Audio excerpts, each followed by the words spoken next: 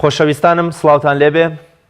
ئاینی پیرۆزی ئیسلام ئاینی مرۆڤ دۆستیە، بەڵام ئەو ئاینەی کە سەرچاوەکەی لە کانیاوی قورئانی پیرۆز و فەرمودەکانی پێغەمبەری خواوە صلی الله علیه وسلم هەڵقوڵابێ، نەک ئەو ئاینەی کە دوای چارەکە سەدەیەک لە کۆچی دوایی پێغەمبەری خوا صلی الله علیه وسلم نەک هەر بۆ ئەهلی ئاینەکانی تر و کەلتور و زمانەکانی تر کە مای مرۆڤ دۆستی بوو، تەنانەت لە نێو موسڵمانانیشدا شەڕی مەزهەب و یەکتر سڕینەوە و یەکتر کوشتن سەری هەڵدا و ئەو مرۆڤ دۆستیەی کە ئاینی پیرۆزی ئیسلامی لە پێناودا هاتبووە بوون سڕایەوە و ژێر پێخرا. ئەوە تا دەبینین ڕوبعی کوڕی عامر کاتێک دەچێتە لای ڕۆستەمی پاشای فارسەکان لە هۆکاری هاتن و فتوحاتی موسڵمانانە ئەپرسێ، ڕوبع دەفەرمێ ئێمە هاتوین بۆ ڕزگارکردنی بەندەکان لە بەندایەتی بەندەوە بۆ بەندایەتی خوا، لە ستەمی ئاینەکان بۆ دادپەروەری ئیسلام، لە تەنگ و چەڵەمە و ناڕەحەتی دنیا بۆ بەرفراوانی و خۆشگوزەرانی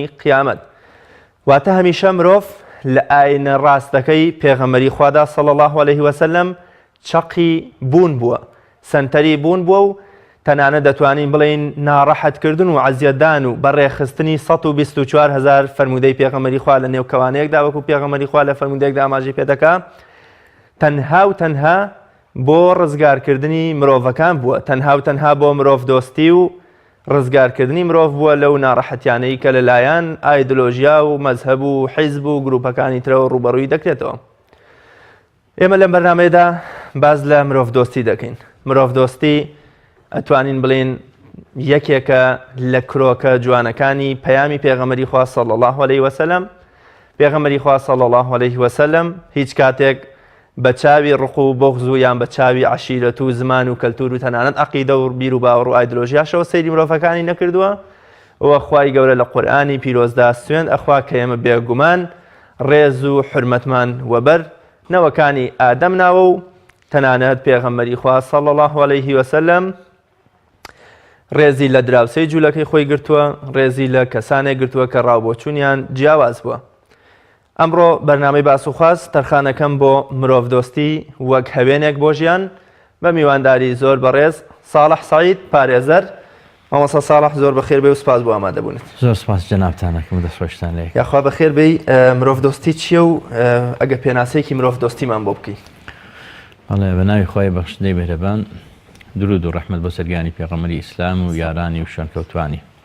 سڵاو و ڕێز و حورمەتم بۆ جەنابت و بۆ برایانی پشتی کامێرا و هەروەها بۆ بینەرانی بەڕێزی کەناڵی پەیام. زۆر سپاس بە ناوی ئێوانیشم. داواکەین لە خوای گەورە کە هەمومان لە ئاستی بەرپرسیارەتیا دابنێ، چ لەسەر ئاستی تاکە کەسی یان خێزانیە کۆمەڵایەتی، و وامان لێ بکە ئینسان دۆست بین، مرۆڤ دۆست بین، و لەسەر ئەو ڕیتمە لەسەر ئەو شێوازە مامەڵە بکەین و کارەکانی ڕۆژانەمان بەڕێ بکەین. دیارەکاڵین مرۆڤ دۆستی بەو مانایەیە کە ئەبێ مرۆڤ لە پێشینی هەموو شتەکانەوە دابنرێت. مرۆڤ سەنتەرە، کاتێک ئاڵین سەنتەرە کەواتە هەموو شتەکان ئەبێ لە پێناوی خزمەتکردنی مرۆڤ بێ، لە پێناوی شکۆی مرۆڤ بێ، لە پێناوی ڕێزی مرۆڤ بێ، لە پێناوی بوونی مرۆڤ بێت.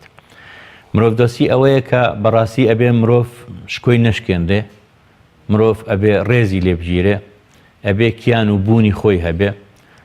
کام مرۆڤەی کە بە هەر شێوەیەکە، یعنی حسابی ڕنگ و دەنگ و ئاین و تەنە هیچ جیاکردنەوەیەک نەبێت، هیچ تەمیزێک نەبێت کە ئەم مرۆڤە لەوی تر جیا بکاتەوە. ئەمەیە بەڕاستی توانین بڵێ مرۆڤ دۆستی. یعنی کەواتە مرۆڤ ئەبێت لەسەر و هەموو شتەکانی ترەوە بێت و لە پێش هەموو شتەکانی ترەوە بێت. ئەوە مرۆڤ دۆستیە و ئەوە لەو کاتەیە مرۆڤ بێتە سەنتەر لە مامەڵەکردنا لەگەڵیا. مامۆستا بۆچی پێویستە ئێمە مرۆڤ دۆست بین، یا مرۆڤ دۆستی ئێمە لە پێناو چیدایە؟ طبعا ئەگەر ئینسان مرۆڤ دۆست نەبێت، یعنی ئەبێتە دیکتاتۆر. ئەگەر مرۆڤ دۆست نەبێت کەواتە بەرامبەرەکەی ڕەت ئەکاتەوە. ئەگەر مرۆڤ دۆست نەبێت کەواتە کیبر و خۆبەزلزانینی بۆ دروست ئەبێ. ئەگەر مرۆڤ دۆست نەبێت کەواتە لە گۆشەنیگایەکەوە تەنها خۆی ئەبینێت و خەڵکی تر نابینێت.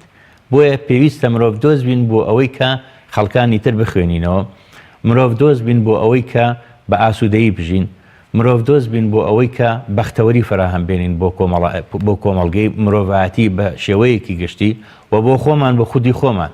مرۆڤ دۆست بین بۆ ئەوەی کە زوڵم و ستەم نەهێڵین. مرۆڤ دۆست بین بۆ ئەوەی کە هەموو بربەستەکان بشکێنین، هەموو ئەو ڕێگریانەی کە لە ڕێی بە شکۆکردنی یا شکۆمەندی مرۆڤ هەیە ئەو ڕێگریانە هەموو بشکێنین بۆ ئەوەی پێویستە ئێمە بەڕاستی مرۆڤ دۆست بین بۆ ئەوەی کە کۆمەڵگەیەکی ئارام و سەقامگیر و ئاسوودە دروستکەین لە تەواوی سەرزەویە بەڕاستی ئەبێ مرۆڤ دۆست بین. زۆر باشە، پرسییم بۆچی مرۆڤ دۆست بین؟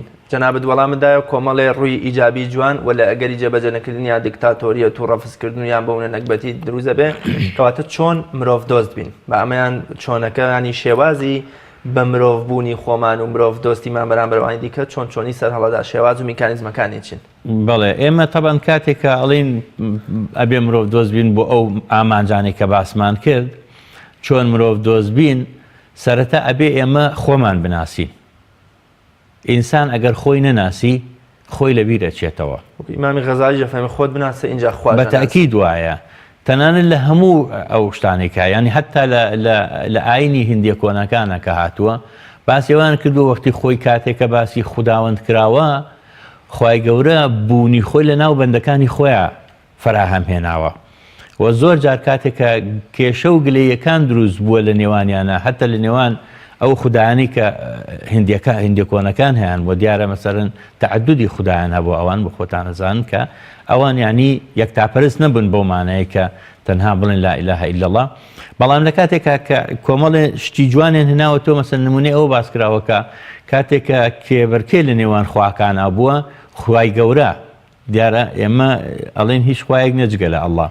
بەڵام ئەوان تۆ ینی باسیێوان کردووە کە خوا گەورەکان وتوێتی ئەبێ بوونی من لە ناو ناخی هەموو مرۆڤەکانە جێی ببێتەوە و بەختەوەری مرۆڤەکانیش هەوڵ بدەین بیخێنەوە ناو ناخی مرۆڤەکان بۆ ئەوەی کە هەمیشە بیر لەوە بکەنەوە کە شکۆی ئینسانەکان لە خۆیانەوە دەست پێ ئەکات. کەواتە ئەگەر ئێمە بمانوێت مرۆڤ دۆست بین، چۆن مرۆڤ دۆست بین ئەبێ بەڕاستی سەرەتا خۆمان بناسین.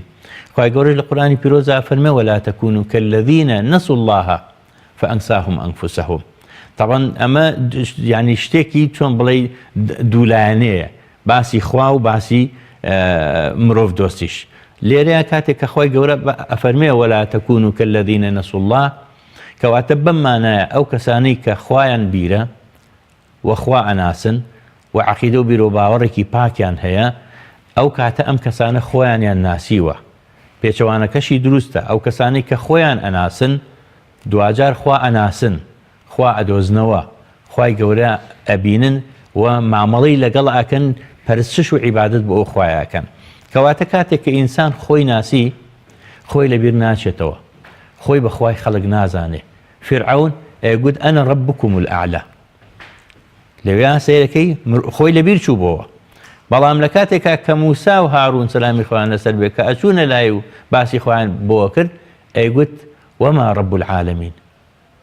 ڕەب العالەمین چییە؟ لەوێ لێی تێگە چووکە کەواتە خۆی خوا نییە، خوایەکەیە کە بەدی هەنەری کەون و کائیناتە. کەواتە چۆن مرۆڤ دۆست بین ئەبێ خۆمان بناسین، ئەبێ بزانین ئێمە چین. ئێمە ئەگەر سەیری خۆمان بکەین، لە ڕووی مادیەوە سەیری خۆمان بکەین، لەوانەیە لە کۆمەڵێک مادە کۆکەینەوە وەکو قەرضاوی باسیەکە لە کتێبەکە لە باسی ئیسلامە ئەڵێ گەر ئینسان کۆکەیتەوە مەسەرەن لە ئەوەندە کبریت و لە ئەوەندە ئاسن و لەوەندە موادەکانی تر کۆکرێتەوە سەیرەکەی هەمووی قیمەتێکی مادی زۆر کەممان هەیە بەڕاستی لە ڕووی مادیەوە. بەڵام گەورەی ئەم ئینسانە لەکوێیەتی؟ لە ڕوحیایەتی. هەموو مرۆڤەکانیش هاوشانن لە ڕوحا، ڕوحی هیچیان لە یەکتریان لاوااستر نییە. هەموو ڕوحەکان ئەو ڕوحەن کە خوای گەورە وەنەفەخە فیه من ڕوحیه، خۆی لە ڕوحی خۆی کردی بەبەری ئادەمە. ئادەم کاتێک کە خوای گەورە دروستی کرد کۆمەڵێ یعنی قوڕ بوو، پارچە قوڕێک بوو، هەتا فووی بەبەران نەکرا، هەتا ڕوحی بەبەران نەکرا، نەبوو بە مرۆڤە. ئێمە کاتێکە ئەگەر تێبینی بکەین هەر بابینەوە بۆ ڕووە کۆمەڵایەتێکی خۆمان. لە زۆرێک لە تۆڕە کۆمەڵایەتەکان لە پەیجەکانە دەسەواژەیەک ئەنووسێ شتێکی جوانە ئەڵێ کاتێکی ئینسان ئەمرێ لە پێش هەموو شتێکە ناوەکەی لە یەکەنەوە، ناڵێن حاجی فڵان بێنن کاک فڵان، ئەڵێ جەنازەکە بێنن. سەیرەکەی لە بەرزترین کەسەوە هەتا نزمترین کەس ئەبێ بە جەنازە، یعنی کەواتە ڕوحەکە نەما ئەو کیانەی کە تایەتی کە پێوتێ مرۆڤێک نامێنێ. بەڵام لەگەڵ ئەوەشە پێغەمبەری ئیسلام صلی الله عليه وسلم ڕێزی لەو نەفسەش گرتووە کە مردووە تەنانەت. دەکاتێکا کە لەناو هاوڵانە دانیشتووە تەرمێک تێ ئەپەڕێنن، پێغەمبەری خوا صلی الله عليه وسلم هەڵەسێتەوە. ئەوانی ژووتیان ئەی پێغەمبەری خوا ئەوە یەهودی بوو، جوولەکە بوو، فەرمووی ئەوە لەیسە بنەفسین، ئەوە لەیسە بئینسانین، مەگەر مرۆڤ نییە؟ هەستایەوە بۆ ڕێزگرتن لە ئینسانی بوونی ئەو تەرمە تەنانەت، چونکە ڕۆژە لە ڕۆژان ئەو تەرمە ڕوحێک لە ناویا بووە.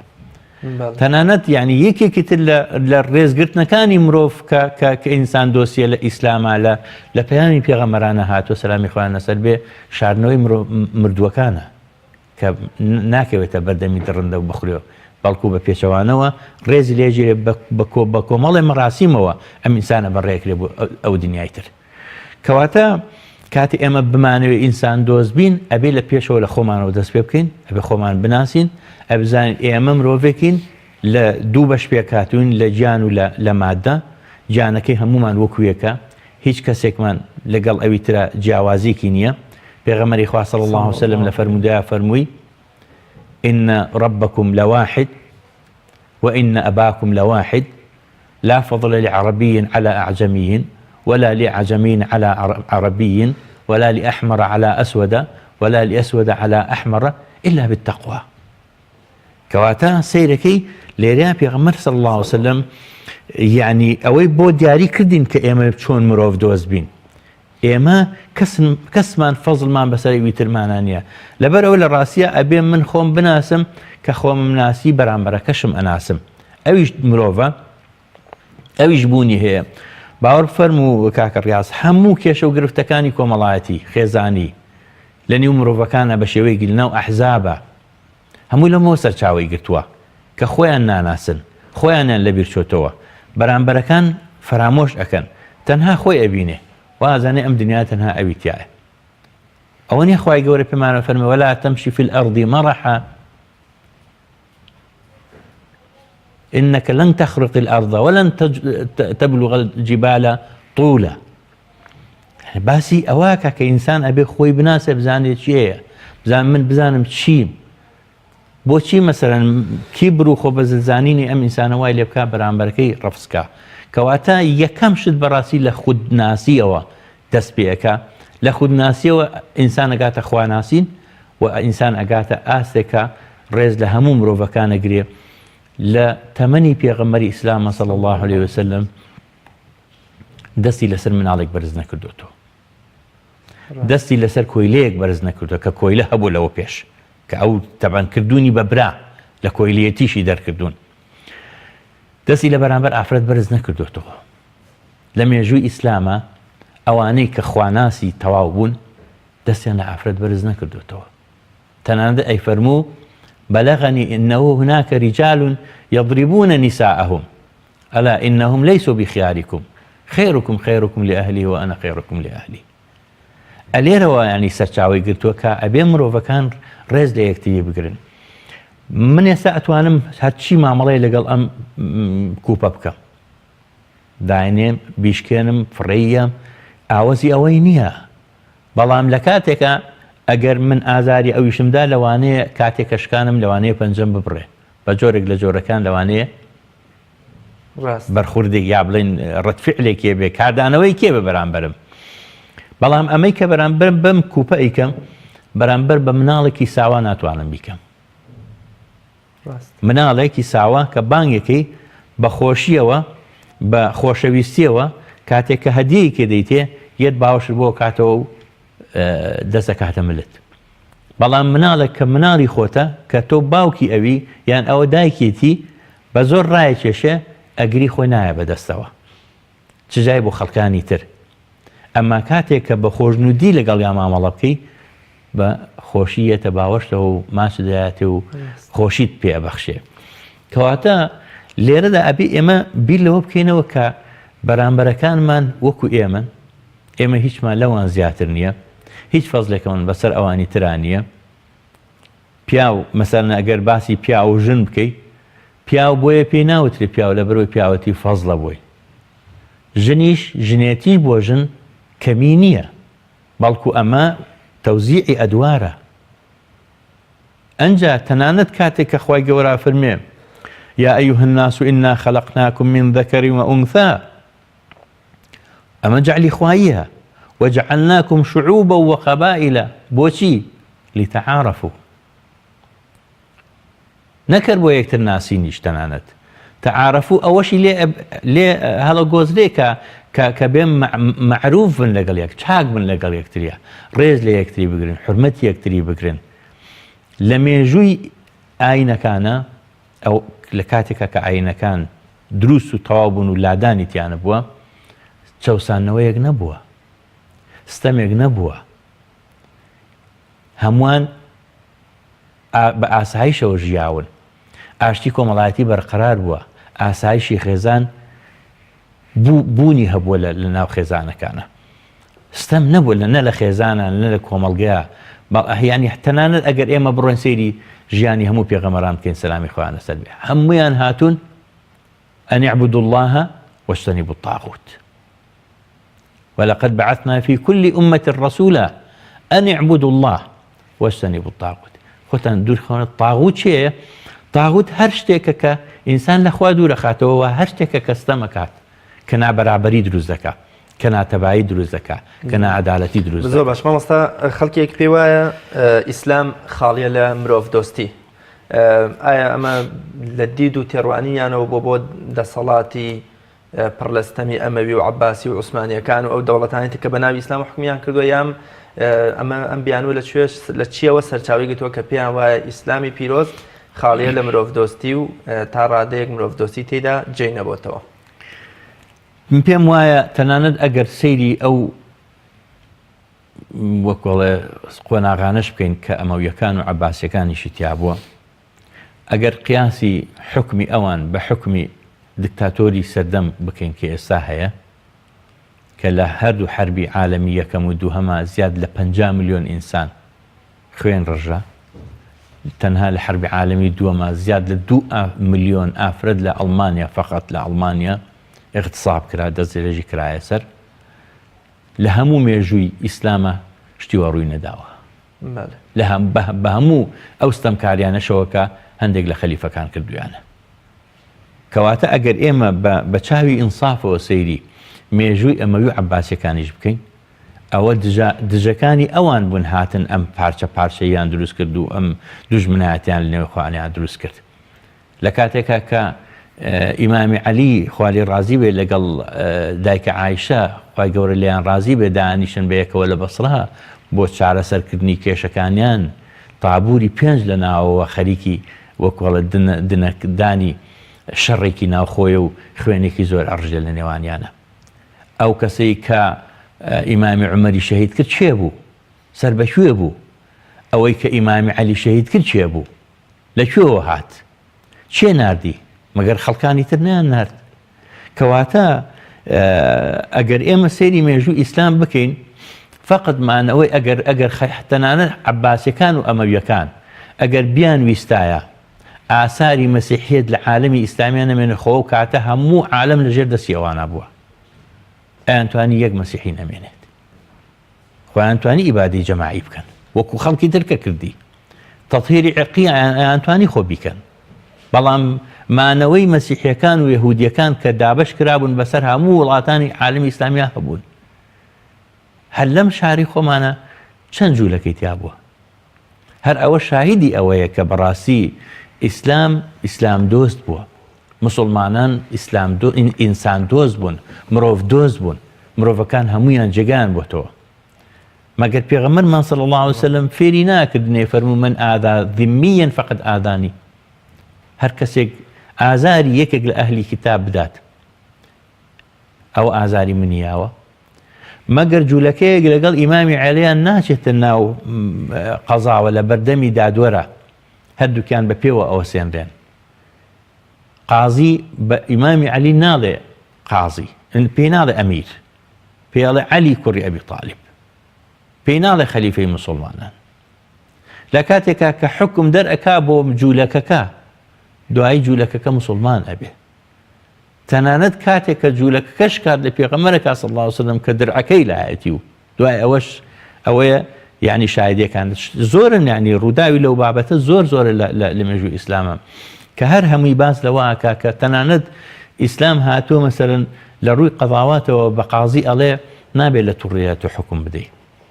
کاتێک کە دوان هاتنە ژوورەوە یەکێکیان مدعی و ئەوی تریان مدعا عەلەیهی بوو، کاتێک کە سەلامیان کرد یەکەمیان سەلامی کرد نابی سەلامەکەی جوابێەوە هەتا دووەمیان نەیان بۆی بۆ هەردووکیان بڵێ وە عەلەیکومە سەلام بە موثەنا بیڵێت، نابێ بە تاک بیڵێ لەبەرە نەبوو نەبا لەگەڵ یەکێکیانە بەرخوردی باشتر بێ لەگەڵەوەی تریانە جۆرێکی تر بێ. لەبەرەوە بەڕاستی ئەو کەسانەی کە یعنی ئەڵێن ئیسلام مرۆڤ دۆست نەبووە وانە وەختی خۆی لە یەکێک لە ئەوەکانە پرسن زانایەکە کە سکرتێری حیزبی شیوعی فەڕەنسی بووە لە فەڕەنسا، ناوێکی خۆشیە کە مسلمان بوو، ڕۆژیە گارودی. ڕۆژیە پرسیاری لێەکەن لە میسر، مجلەی طەلیعەی مسری پرسیاری لێەکە ئەڵێ تۆ ڕێی چێ بەرامبەر بەوەی کە ئیسلام دین تلیاکی گەلانە؟ بەڵێ ئەویش ئەڵێ بەداخەوە وانە ئەگەر ئەوان مێژووی ئیسلامیان بخوێنایەتەوە هەموو مرۆڤایەتی قەرزارباری سەردەمی عومەری کوڕی عەبدولعەزیزە. لە سەردەمی ئەوە تەنانەت گەنجێک نەبوو پێویستی بە ژنهێنان بێت. لە بەیتولمالی مسلمانان کۆیلەکان لە جنوبی ئەفریقیا ئەکران و ئازاد ئەکران. تەواوی مرۆڤایەتی قەرزارباری عومەری کوڕی عەبدولعەزیزە خۆ لە سەردەمی ئەمەویەکان هەبووە. مانای وایە کاتێک کە ئێمە باسی ئینسان دۆستی ئیسلامەکەین یعنی بەواقعی سەلماوە کە ئیسلام ئینسان دۆست بووە.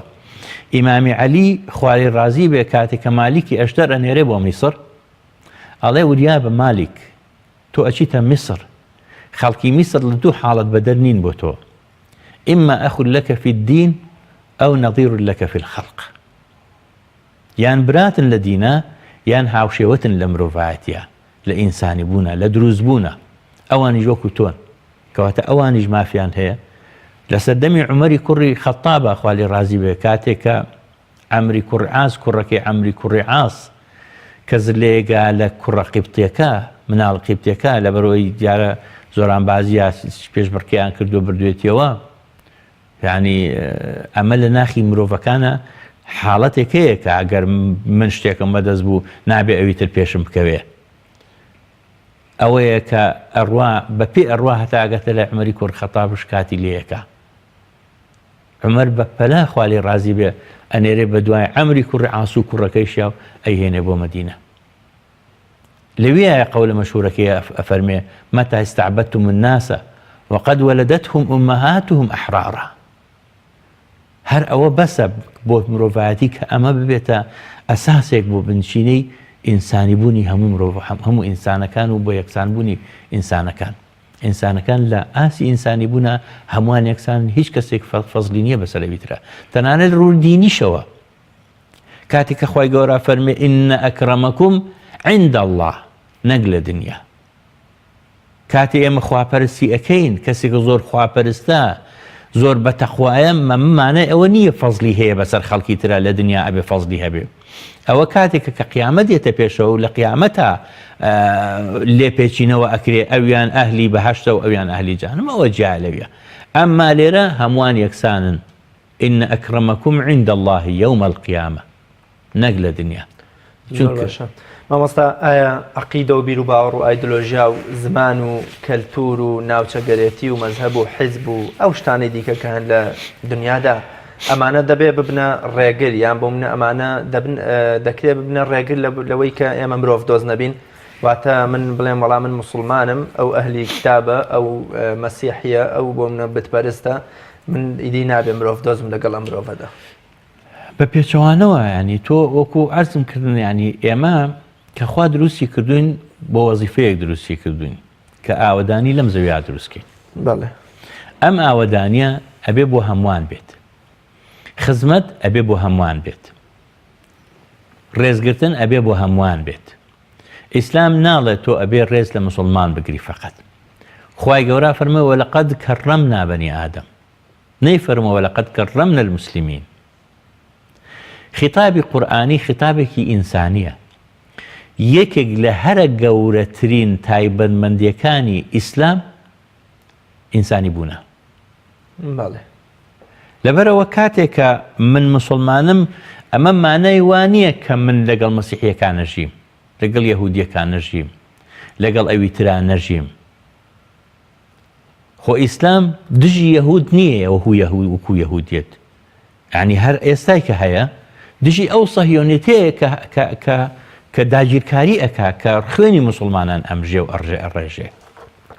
ئەگینا یعنی ڕاستە مەسەرەن قورئانە فەرمێ وەلەن تەرضە عنکە اليەهود وەلا النەسارا، بەڵام خۆ هەر لە مەدینەیە یەهودی هەبووە، هەر لە مێژووی ئیسلامە یەهودی ماونەتەوە، بوونیان هەبووە. لەبەرەوە یعنی مسلمان بوون ڕێگر نییە لەوەی کە ئەوکو وتمان ڕێز لە بەرامبەرەکانمان بگرین، بەرامبەرەکانمان خۆش بووێ. لا ينهاكم الله عن الذين لم يقاتلوكم في الدين ولم يخرجوكم من دياركم أن تبروهم وتقسطوا إليهم. خواهی گەورە نەهی ناکە لە مسلمانان لە بەرامبەر کەسانێکا کە لەسەر دین فەرقی هەیە، لەسەر دین دەرتان ناکەن، لەسەر دین ناتان کوژن، لەسەر ئەوە ناتکوژێت تۆ مسلمانی کە چاکەیان لەگەڵا بکەی. خوا فەرمێ ئەن تەبەڕوهم وتقسطوا إليهم، کە چاکەیان لەگەڵا بکەن و دادپەروەر بن بۆیان.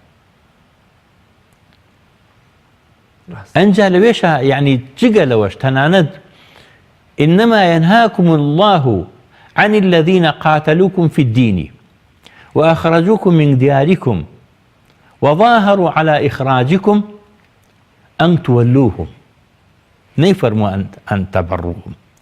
يعني لێرەیان نەهیەکە لەسەر بڕەکەژنی لە بەرامبەر ئەوانە شاتەنانەت کە لەسەر دین دەریان کردوون و لەسەر دین ئێوەیان کوشتووە و مکر بوون لەسەر ئەوەی کە لە ماڵ و خێزان و لە زێدی باو باپیرانتان دەرتان کەن.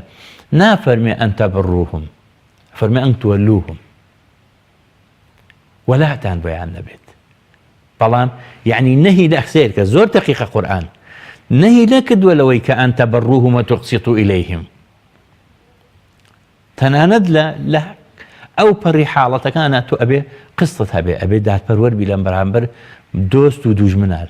کاتێک کە تۆ دادوەری مەفروزە ئەوەی کێتە بەردەمت مسلمان بیان کافر بێ وەکوی مامەڵی لەگەڵ بکەیت و حەق درا بەچێ بەوە ئەدەیت. مەگەر قورئان حەقی نەدا بە جوولەکەکە کابرا دزی کرد ئاەتی لەسەر نەهاتە خوارەوە فڕیدایە ماڵە جوولەکەکە بۆ ئەوەی ئەوی پێتوش ببێ. چۆن ئەبێ ئەو مسلمانە لەسەر دزی تۆمەتبار بکرێ؟ بەڵام خوا تەمەن پێغەمبەری خوا صلی الله علیه وسلم لەویان نەیەزانی کە ئەمە چۆنە، خوا بە وحی ئاگاداری کردەوە کە نابێ ئەوانەی بە ناوی دینەوە خیانەت ئەکەن پەردەپۆشیان بۆ بکرێ خەڵکێکی تر، بەوە جوولەکەکە تەبریە بوو، بە ئاەتی قورئان تەبریە بوو. لەبەرەوە لە ڕاستیە یعنی ئەوانەی کە منەڵم جا قسەکەی ڕۆژێگاروتی، یعنی وتی ئەگەر کارل مارکس یا ئەنجلس یا ئەوانی تر ئەگەر بەڕاستی مێژووی ئیسلامیان بخوێنایەتەوە و بەڕاستی لە قورئانی پیرۆستێ بگەشتنایە هەرگیز ئەو قسەیان ناکرد. چونکە خەڵکی بە ئینساف دایمەن ئەڵێ ئیسلام. مەگەر هەر لەم بینە یەکێک لە ئەو کەسانەی کە منعی نیقاب و پۆشاکی ئیسلامی ئەکرد لە هۆڵندا دژایەتی دینی ئەکرد، ملحید بوو، ئاخر جار بەتەما بوو کتێبێک دەرکات دژە دین دژە ئیسلام، لە نەتیجەی خوێندنەوەی بۆ بزانێ ئەم دینە چییە ئیعلانی خۆی مسلمانبوونی خۆی کرد. لەبەرەوە ئیسلام وەکو بەڵێ وەکو مسلمان ئێمە هەرچەند لە ئیسلام دوور کەوتینەوە ئەوەندە زیاتر دووچاری کۆمەڵێشتی خراپ بووین. بۆ پێغەمبەر صلی الله علیه وسلم لە باسی عەسەبیەت و باسی ڕەگەزپەرستیەتیا فەرمێ دەعوها فإنها نتنة أو منتنة، بۆگەن و پیسە لە ڕاستیان لەبەر ئەوەیە کە ئەبێ ئینسان دۆست بێت مسلمان ئینسان دۆست بێت ئەم بیرتەسکەی کە ئێستا یعنی تۆ سیرکە ئەوروپا اتحادێکی ئەوروپی دروست دەکات 28 دەوڵەت 29 دەوڵەت لە دەوڵەت لە کیانێکا کۆ ئەکاتەوە بە یەک دراو بە یەک جەواز بە یەک جنسیە بە یەک پەرلەمان بە یەک حدود وەنیا کەچی سیرەکەی ئێمە پارچە پارچاکە بەوەشەوە ناوەسێ ئێستا ئەمەوە پارچە کراوین بۆ 5 شوێنەوە هەر لە ناو خۆمانە چەند پارچە کراوین هەر کوردستانی ئێمە هەرێمی کوردستان چەند یعنی چەند ورد کراوینەتەوە ئەم حیزب ئەوی قبولنە ئەو ئەوی تری قبولنی هەنی بەڕاستی کێشەیەکی گەوریان دروست کردووەکە ئەمە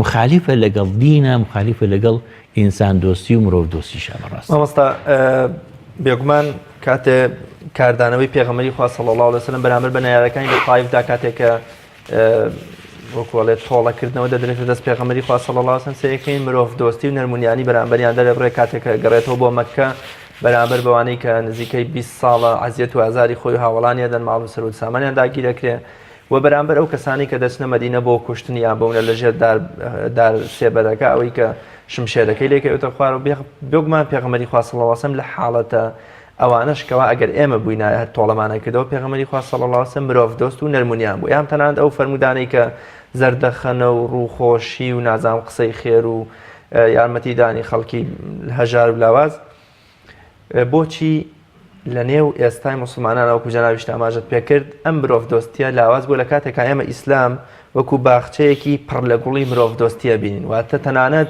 ئەو عیبادەت و پەرستشانش کە مافی خوددان و دانراون ئەتوانین بە بەشێکی زۆری بگێڕینەوە بۆ مرۆڤ دۆستی نێوان مرۆڤەکان ئەوەی کە ئێستا بۆچی ئێمەوانین بۆچی ئێمە ئێستا ئەنانی و خۆپەرستین کە خۆمان ئەبینین تۆ هیچ عەزیەتێکی منت نەدا من لەوە چێ دڵم پڕ کردووە لە قین و بغز بەرامبەر بە تۆ لە کاتێکە تائیف باشین نمونەیەکە پێغەمبەری خوا هیچ بەتەئکید وایە بەتەئکید یعنی ئێستا ئەگەر تێبینی بکەین پێغەمبەر صلی الله علیه وسلم لە فەرموویەوە فەرموێت سوێن بە گەورەی خوا ناچنە بەهەشتەوە تا ئیمانتان نەبێ ئیمانیشتان نییە هەتا یەکتریتان خۆش نەوێ پێتان بڵێم شتێک کە کردتان یەکتریتان خۆشێ ئەفشو السەلامە بینەکم ئەفشو السەلام هەر باسەکە لەوە نییە کە سەلام لە یەکتری بکەین جارێ ئەو مەبدەئەی کە سەلام لە کەسێ بکەیت بیناسییان نیناسی چەندی منێکی جوانە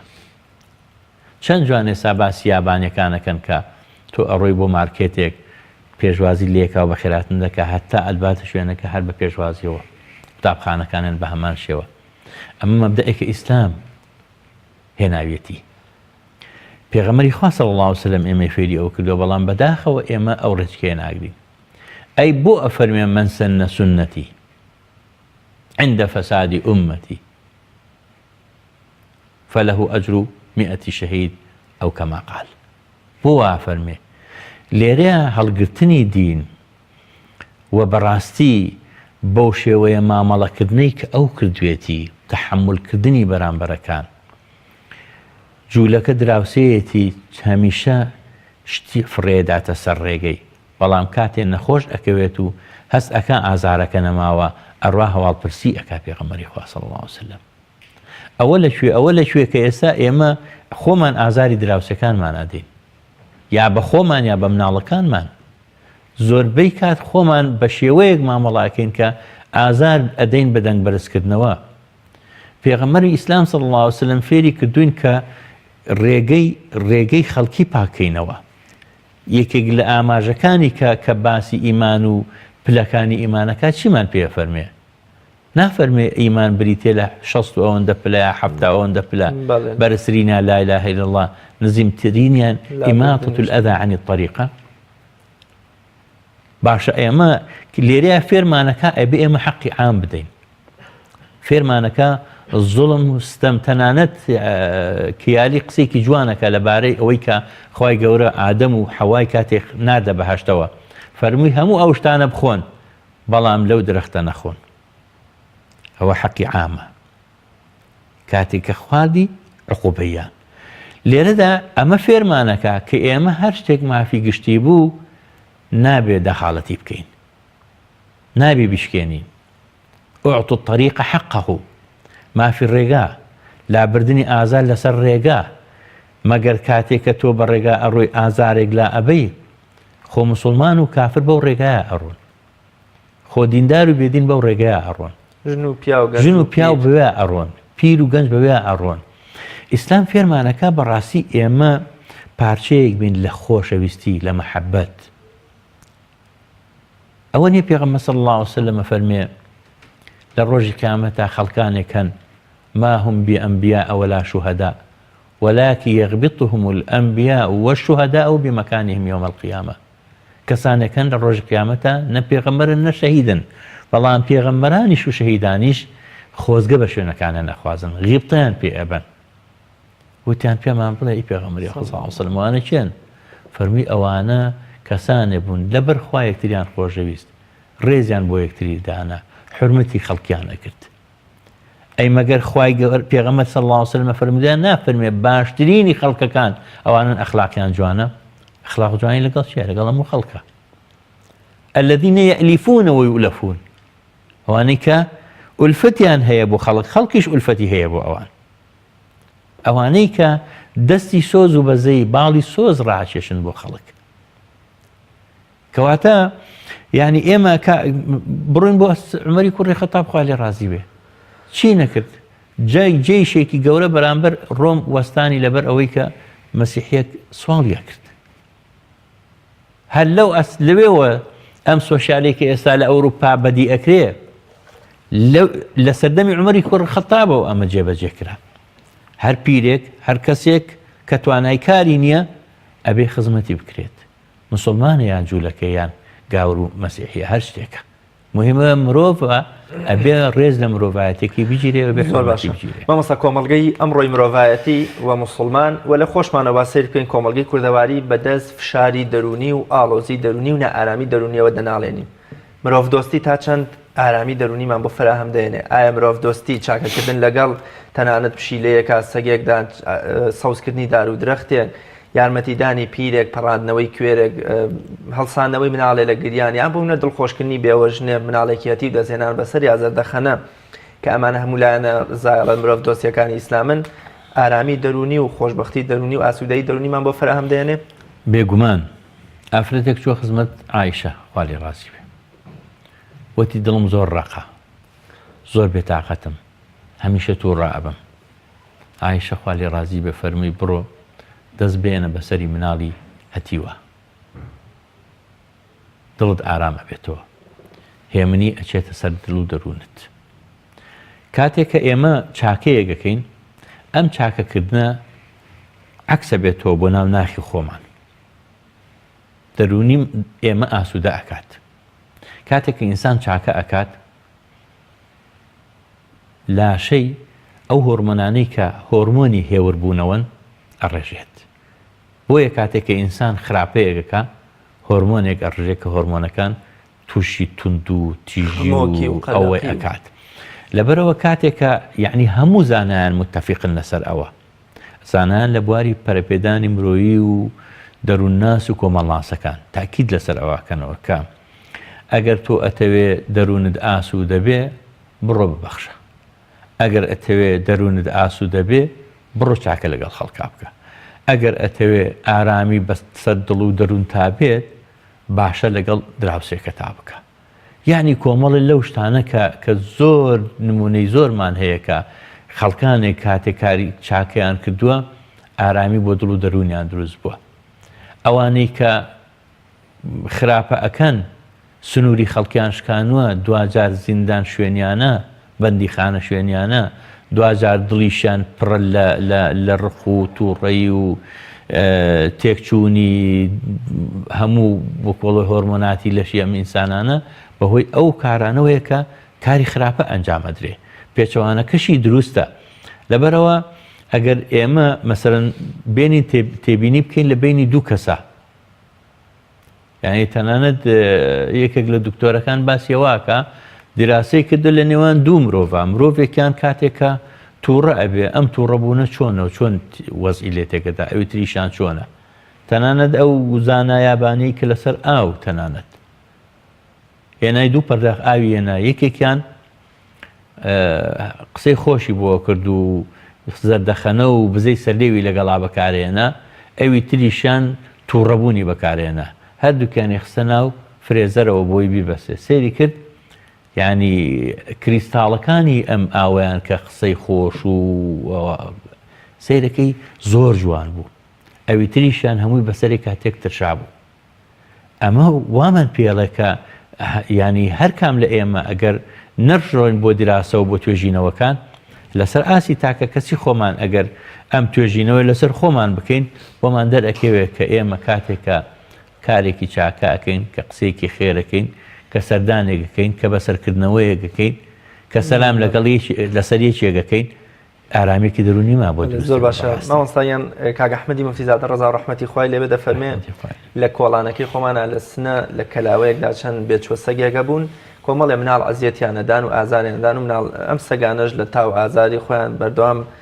هەنا و ناڵەیان بوو دەفەرمێش بە کۆمەڵی ئامۆژگاری و پەروەردەیەکی دروست و ینی بە زەردەخەنەی دڵسۆزانە بۆ مناڵەکان وام لێکردن کە واز لەمانە بێن و عەزیەتیان دەفەرمێت تەنانەت ئەو دایک و باوکەی کە چاوپۆشی لە عەزیەتدانی مناڵەکەی لە بێچوە ئاژەڵەکانەکە سەرنجام ئەم منداڵانە دەبنەوە بە جەلادی زیندانەکان بەتاکید وایە لە فەرمودەشدا هاتووە ئازادکردنی سەگێ لە تینوێتی خاوەنەکەی دەباتە بەبەشتەوە مەبەستم ئەوەیە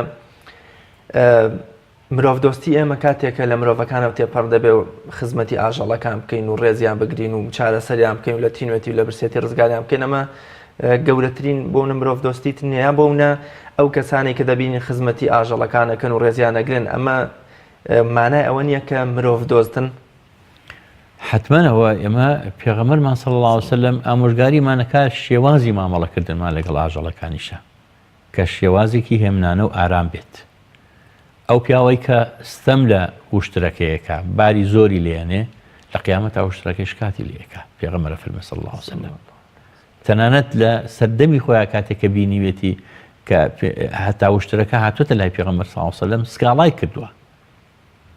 کردووە لەوەی کە خاوەنەکەی ئازاری ئەدا ئەرکی لەسەر دانێ و مافیشی نایاتێ هەر ئەو نمونەی کە جەنابەت تێناتەوە ینی سیرەکەی ئافرەتێک لەسەر پشیلەیەک خی گەوری خاتە جەهەنەمەوە یەکێکی تر کە کاری خراپی کردووە خۆی خراپەکارە بەڵام لەبەر ئەوەی سەگێکی تێر ئاو کردووە خی گەورە ئەی خاتە بەهەشتەوە ئەمە قیاسە لەسەرەوەی کە هەر کاتێک ئێمە ئازاری مرۆڤ بدەین یاخود ئازاری گیان لەبەرەکانی تر بدەین ئەوە لە قیامەتە شکاتمان لێ ئەکرێت چۆلەکەیەک ئەگەر کەسێک بەردێکی تێبگرێ قاچی بشکێنێ یان بیکوژێ بەبێ هۆکار بەبێ هیچ ئەوەی سوودیت پێ بگەێنێ پێغەمبەر صلی الله علیه وسلم فەرمووی لە قیامەتە چۆلەکە کاچێتە بەردەمی خوا شکاتی لێک ئەڵێ خوایە ئەم بەندەی تۆ نەپێویستی بە من بوو نەسوودی لە من وەرگرت بەردێکی فڕێدا منی کوژ داوای تۆڵی خۆمەکەم لی لەبەرەوە لە ڕاستیە ئەو کەسانەی کە باشە ئەکەن لەگەڵ مرۆڤەکانە و لەگەڵ ئاژەڵەکانە ئەوانە کەسی سەوی و کەسی تەندروست و باشن بەڵام ئەمەش وان نەبێ کە ئێستا یعنی وەکۆڵە جارنامەی جیهانی هەیە بۆ پاراستنی مافی ئاژەڵەکان بەڵام بە هەزاران و بەدەیان هەزار مسلمان لە بۆرما شەهید ئەکرێ ئەسووتێنرێ لە سووریا و لە شوێنەکانی تر ئازار ئەدرێن جارنامەی جیهانی مافەکانی مرۆڤ و ڕێکخراوەکانی مافەکانی مرۆڤ هیچیان قیان لێ نایە هیچیان دەنگێکیان لێ بەرز نابێتەوە لەو لاشەوە ئەگەر سەگێک لە شوێنێک کاشتێکی لێ بەسەر بێ هاوارێن لێ ئەڵەسیاڵێنەوە ڕۆژەی کە 5,000 پەپولەی هەڵەبجە شەهید بوو 9 ملیار دۆلار بۆ ڕزگارکردنی دوو نەهەنگ لە یەکێ لە ڕووبارەکان صرف کرا بالفعل وایە معنای وایە ئەمە ینی بانێکە و دوو هەوا نەبێ بەڵام لە ئیسلامە ئەوە وانە لە ئیسلامە هەردوو لا بە بەرامبەر یەک مامەڵیان لەگەڵ ئاکرێ و هەردوو لا چ ئاژەڵەکان نەک ئاژەڵەکان تەنانەت زەوی درەخت هەمووی پێغەمبەر نافەرمی لە جەنگەکانەی فەرموو درەخت مەبڕنەوە کانیا و پڕمەکەنەوە معنای وایە تەنانەت هەڕەشەی لەوە نەکردووە کەسێک کە لەسەر ڕێگایەک ئەچێ دانیشێ و پیسایی فڕێ ئەدا ئازاری خەڵکەدا. مەریوانی وراقانە ئیش دەڵێ لە وڵاتێکە شکۆی مرۆڤ و ڕێز و حرمەت و ئاین و ئایدۆلۆژیا و کەسایەتی مرۆڤ شکێنراوی باسکردن لە پاراستنی ژینگە و بەزەیاتنەوە بە ئاژەڵ شتێکی گەمژانەیە. بێگومان وایە. مامۆستا کۆتا پرسیارم زۆر بە کورتی ئاسەوار و شوێنەوار و گرنگی و سوود واتە هەم ئاسەوار هەم گرنگی و سوودەکانی مرۆڤ دۆستی. ئەگە من و تۆ مرۆڤ دۆست بین خێزان و کۆمەڵگە چ ئاسەوار و ڕنگدانەوەی پێوە دیارەوە چه سوودێک وەرەگرێ. ئێمە ئەگەر مرۆڤ دۆست بین خۆمان لەسەر ئاسی تاک کەسێکی ئارامە بین، کەسێکی ئاسوودە ئەبین، کەسێکی سوودبەخشە بین، کەسێکی مەحبوب و خۆشەویستە بین لەگەڵ دەوروبەرەکەمان تەنانەت لە لای ئاژەڵەکانیش تەنانەت لە لای مەخلوقاتی تری بێجانەکانیش. ئەمە ئەگوازێتەوە بە ناو خێزانەکانمان خێزانێکی ئارامە بێ، مناڵەکانمان مناڵێکی ساڵحە بن، هاوسەرەکانمان بۆمان باشە بن، ئێمە بۆ ئەوان باشە بین. لەسەر ئاسی کۆمەڵگەش بەڕاستی ئارامی بەسەر کۆمەڵگا باڵکێشێت، ئاشتی کۆمەڵایەتی دروست ئەبێت، سەقامگیر ئەبێت، کۆمەڵگەیەکی ئارام و گەشە سندوو ئەبێت، کۆمەڵگەیەک ئەبێت کە بەڕاستی هەمووان ڕێز لە یەکتری ئەگرن و هەمووان بە خۆشەویستی و مەحەبەتەوە مامەڵە لەگەڵ یەکتری ئەکەن و کارەکانیان ئەرکەکانیان وەکو خۆی بەجێێنن و هەروەها مافەکانی خۆشیانیان دەست دەکرێت. زۆر باش مامۆستایان لە بابەت مرۆڤ دۆستی و گرنگی مرۆڤ دۆستی و بوارەکانی مرۆڤ دۆستی کۆتا قسە من شتێکم نەپرسی بە پێویست کات جەناب ئاماژەی پێ بکەیت. وەڵام من تەنها ئەوە ئەڵێم با هەمومان ئەو سنوورانی کە هەیە لای بەرین بەتابەتی سنووری حیزبایەتی و قەومایەتی و ڕەگەزپەرستێتی و عەشایری و ئەمانە یعنی ئەمە ئەوە لێ نەخوێنرێتەوە کە ڕێز ینی باسەکە لەوەیە هەمووان ڕێز لە یەکتری بگرین، گەورە ڕێز لە ئەوی تر بگرێ، گەورە بەزەی بەسەر بە بچوو کابێتەوە، بچووک ڕێز لە گەورە بگرێ، هەمومان سنوورەکانی دەستکردی مرۆڤەکان کە دروستی کردو لە نێوان هەمومانە ئەم سنوورانە بشکێنین لای بەرین، هەمومان ببینەوە برای یەکتری، هەمومان وەکو مرۆڤ مامەڵە لەگەڵ یەکا بکەین، هەمومان بازنەی مرۆڤایەتی، برایەتی مرۆڤایەتی، برایەتی ئینسانی زاڵکەین بەسەر هەموو شتەکانی ترە. ئەو کاتێ ئێمە هەمومان بە ئاسوودەی ئەژین و هیچ کەسێکمان ڕقمان لەوی تر نابێت کە بەداخەوە ئێستا لە کۆمەڵگەی ئێمە بە ناوی حیزبایەتی و فەرهەنگەکانیش دابەشکراون، ئەوە خوێندکارەوە، ئەوە قوتابی و ئەوەی ترەوە ئەوە بەڕاستی لەبەرەوە من لێرەوە داوا لە خۆمەوە دەست پێ یەکەم بۆ جەنابت و بۆ هەموو بینەرانی بەڕێزی کەناڵی ئاسمانی پەیام و بۆ هەموو ئەو کەسانی گوێیان لە دەنگی ئێمە هەیەوە ئێمە ئەبینن داوا ئەەکەم کە ئێمە ئیتر بەسە هەمومان ماندوو بووین، هەمومان ماندوو بووین بە تائیفێت، ماندوو بووین بە قەومیەت، ماندوو بووین بە عەسەبیەت، ماندوو بووین بە مەذهەبگەرایی، ماندوو بووین بە هەموو ئەو شتانەوە. با هەمومان بەیەکەوە بژین ئەم دنیای جێگەی هەمومانی تیا بێتەوە.